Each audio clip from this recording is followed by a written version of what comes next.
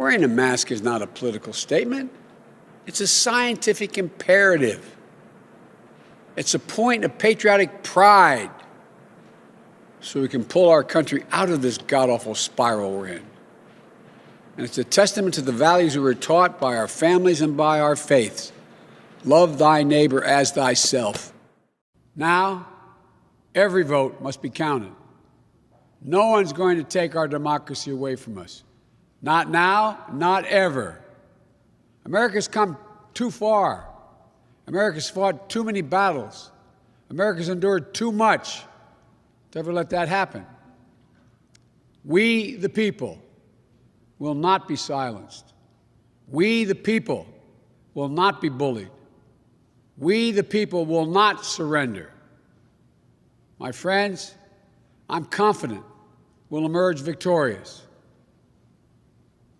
But this will not be my victory alone or our victory alone. It'll be a victory for the American people, for our democracy, for America. And there will be no blue states and red states when we win. We can get this pandemic under control so we can get our economy working again for everyone. But this cannot be a partisan moment. It must be an American moment. We have to come together as a nation. I'm running as a Democrat, but will run and govern as an American president. Whether you voted for me or against me, I will represent you. And those who see each other as fellow Americans who just don't live in red states or blue states, but who live in and love the United States of America. That's who we are.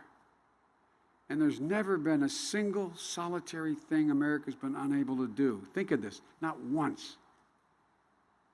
Not a single thing we've not been able to overcome when we've done it together. So let's get the heck up. Remember who in God's name we are. This is the United States of America. There's nothing beyond our capacity.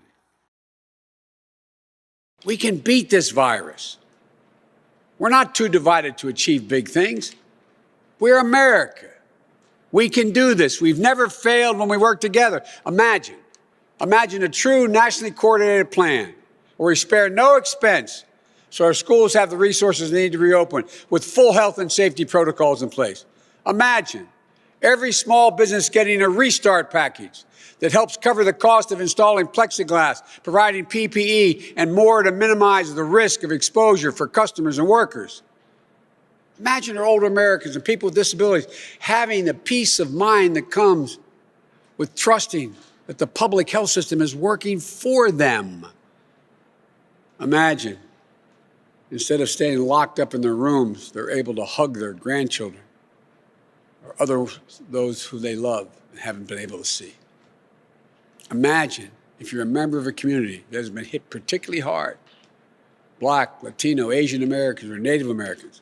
Imagine a public health and economic response that treats your needs as a priority, not as an afterthought. Imagine a day in the not too distant future when you can enjoy dinner with your friends and your family, and maybe even go out to a movie. Or when you can celebrate your birthday, weddings, graduations, surrounded by your nearest and dearest friends.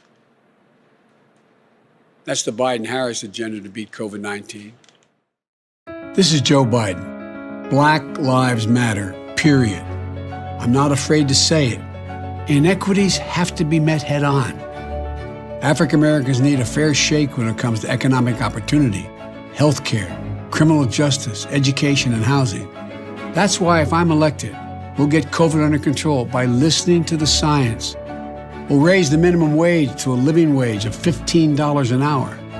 We'll protect the Affordable Care Act, provide $100 billion in capital for minority-owned small businesses, offer a real plan to tackle the student debt crisis. We'll root out systemic racism in our criminal justice system, end cash bail, decriminalize marijuana, and automatically expunge prior convictions. Together we can fix this. Let's build back better. But I can't do it without you, so I'm